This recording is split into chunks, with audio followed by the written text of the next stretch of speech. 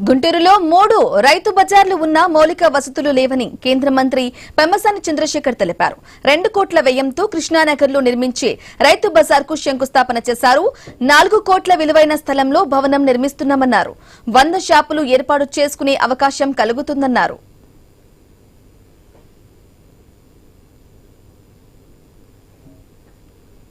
రైతులను కొనుగోలుదారులను డైరెక్ట్ గా అనుసంధానం చేస్తూ మధ్యవర్తులు లేకుండా సమాజానికి ఉపయోగపడే విధంగా మనుషుల జీవనానికి దగ్గరగా ఉండే విధంగా రైతు బజార్లు చేయాలనేటువంటిది ఆ రోజుల్లో ఒక గొప్ప ఆలోచన. గుంటూరు ప్రాంతంలో ఉన్నాయి రైతు బజార్లు. అయితే ఈ 3 కూడా ఎక్కడ కూడా ఒక మంచి భవనాలు కానీ, ఒక ఆధునికత, వీళ్ళందరూ చెప్పినట్టు ఒక పార్కింగ్ ప్లేస్ కానీ, టాయిలెట్స్ కానీ ఇవన్నీ లేకపోవటం, రకరకాలుగా ఇబ్బందులు, హైజీనిక్ గా ఉండకపోవటం వల్ల అంతగా ఉపయోగపడకపోతా ఉన్నాయి.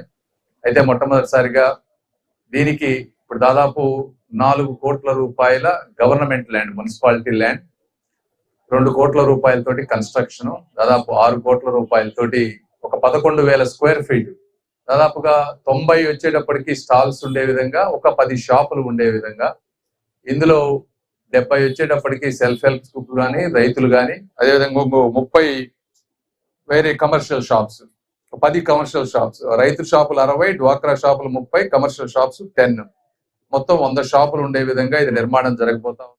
అయితే గత 50 ఏళ్లుగా రైతు బజార్ నిర్మాణం కోసం ఎన్నో పోరాటాలు జరిగాయని ఎమ్మెల్సీ ఆలపాటి రాజేంద్ర ప్రసాద్ అన్నారు. కొందరు ఈ స్థలాన్ని స్వాధీనం చేసుకునేందుకు ప్రయత్నాలు చేశారని ఆరోపించారు. ఇక అందరికీ అనుకూలంగా ఉండే ఈ ప్రాంతంలో రైతు బజార్ నిర్మాణం చేస్తున్నామన్నారు.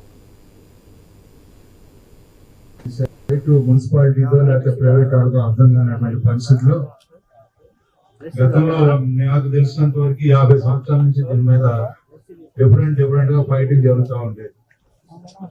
అనుకూలంగా ఉన్న నాయకులందరూ కూడా దీంట్లో బాగా అయ్యేదని ప్రయత్నించేవాళ్ళు.